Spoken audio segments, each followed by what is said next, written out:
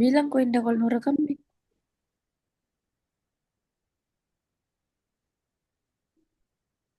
Oke, mulai nah.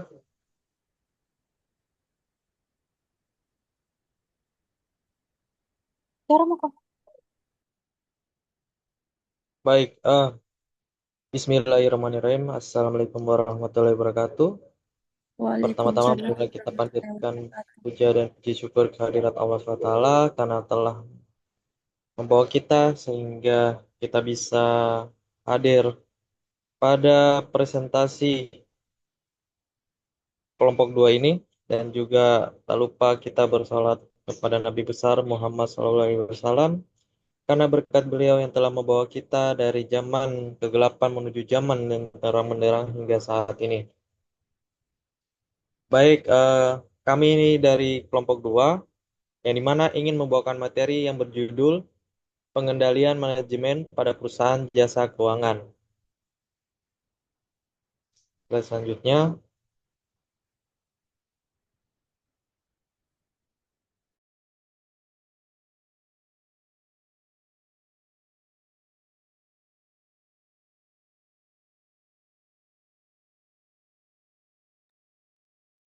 coba di slide selanjutnya.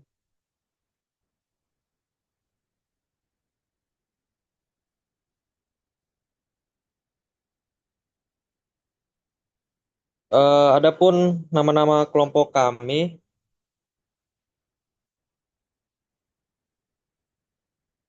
yang dimana di kelompok dua ada saya sendiri, Aprian Saron S, dan ada Nurinda Cahyani, ada saudara Bayu Irsandi Putra, ada saudara Ansari Setiawan, dan ada saudari Husnul Khatimah. Langsung saja pada materi pertama,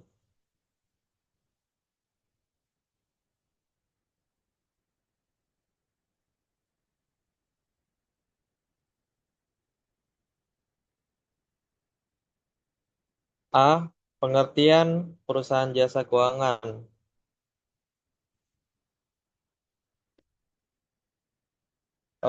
Yang dimana perusahaan jasa keuangan adalah lembaga yang menyediakan produk dan layanan keuangan dan yang berperan sebagai intermediasi antara pihak yang memiliki dana dengan pihak yang membutuhkan dana, serta pengelolaan risiko melalui produk-produk asuransi dan investasi.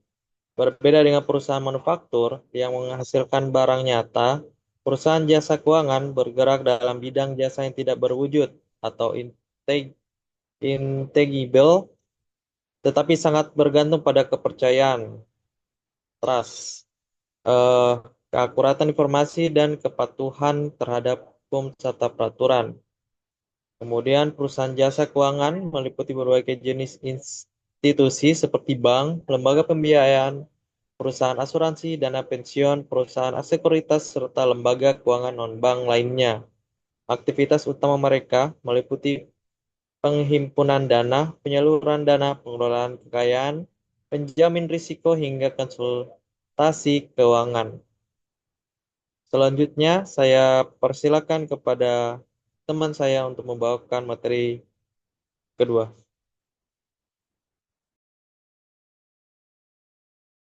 Oke, baik. Jadi materi selanjutnya yaitu karakteristik umum perusahaan jasa keuangan.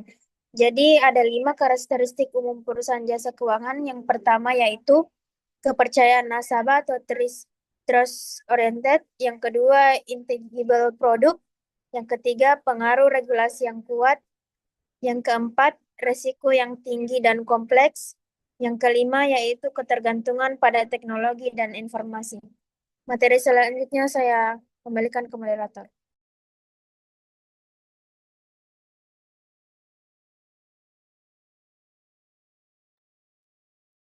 Baik, untuk materi berikutnya saya persilahkan untuk dibacakan oleh Saudara Bayu.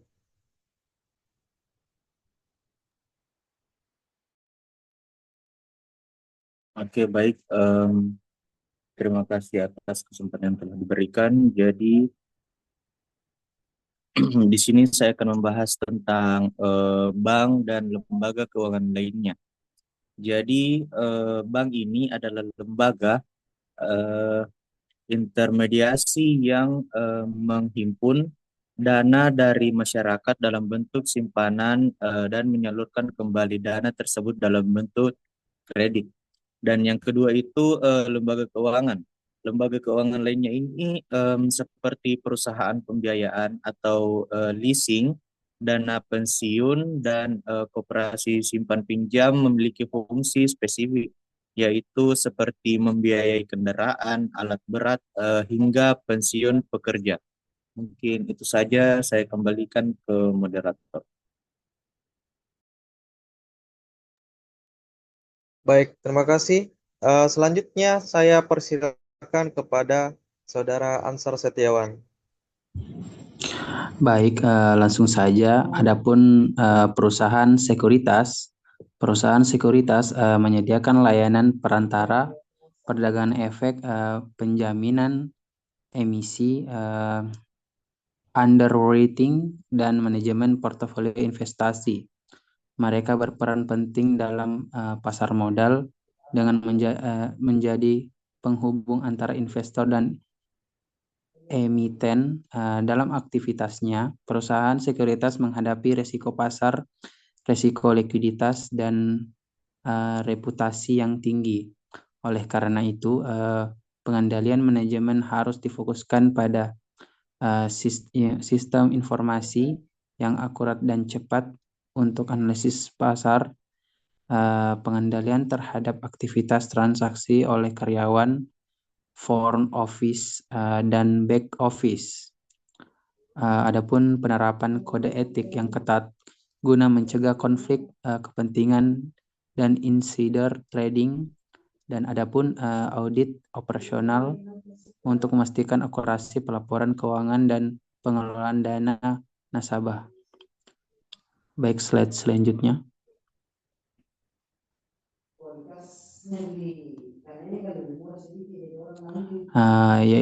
Adapun yang kedua itu perusahaan asuransi. Perusahaan asuransi memberikan perlindungan terhadap berbagai risiko melalui kontrak asuransi. Jenis-jenisnya mencakup asuransi jiwa, asuransi kerugian atau kesehatan dan kendaraan, properti, dan reasuransi. Pengendalian manajemen dalam perusahaan asuransi menjadi sangat penting karena yang pertama itu harus menjaga keseimbangan antara prime dan klien agar perusahaan tetap solven. Yang kedua itu wajib menyusun cadangan teknis sesuai standar aktuaria. Dan yang ketiga itu memerlukan sistem deteksi fraud karena klaim palsu dapat menimbulkan kerugian besar. Dan yang terakhir itu harus memastikan portofolio investasi sejalan dengan profil kewajiban jangka panjang. Baik, sekian saya kembalikan ke moderator.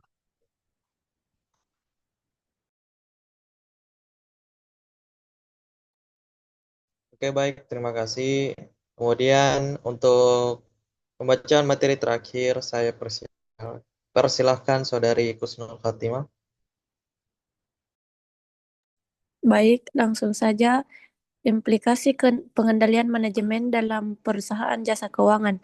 Implikasi dari penerapan pengendalian manajemen yang efektif pada perusahaan jasa keuangan mencakup beberapa aspek krusial. Yang pertama yaitu efisiensi operasional. Dengan pengendalian biaya dan pemantauan proses, perusahaan dapat meminimalkan pemborosan serta meningkatkan produktivitas. Yang kedua, manajemen risiko. Pengendalian manajemen risiko memungkinkan identifikasi dini terhadap risiko dan tindakan mitigasi sebelum menimbulkan kerugian. Yang ketiga, kepatuhan regulasi. Sistem kontrol internal yang baik memastikan bahwa seluruh aktivitas perusahaan mematuhi peraturan yang berlaku. Yang keempat, pengendalian keputusan yang lebih baik melalui sistem informasi manajemen. Pengendalian manajemen memberikan data yang valid dan relevan untuk pengambilan keputusan. Yang kelima, peningkatan kepercayaan stakeholder dengan menunjukkan sistem tata kelola yang baik. Perusahaan jasa keuangan meningkatkan kepercayaan investor, regulator, dan nasabah. Dan yang terakhir, kesinambungan bisnis, kontrol terhadap seluruh aktivitas organisasi, menjamin keberlangsungan bisnis meskipun menghadapi tekanan eksternal yang tinggi. Mungkin itu saja, saya kembalikan ke moderator.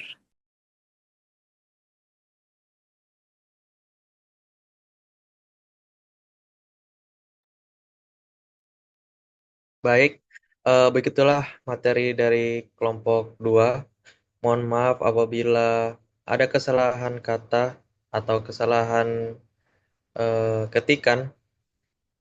Saya selaku moderator dan ketua dari kelompok 2 pamit undur diri. Bilai bisabil haq fastabil khairat. Wassalamualaikum warahmatullahi wabarakatuh. Waalaikumsalam warahmatullahi wabarakatuh. Waalaikumsalam warahmatullahi wabarakatuh.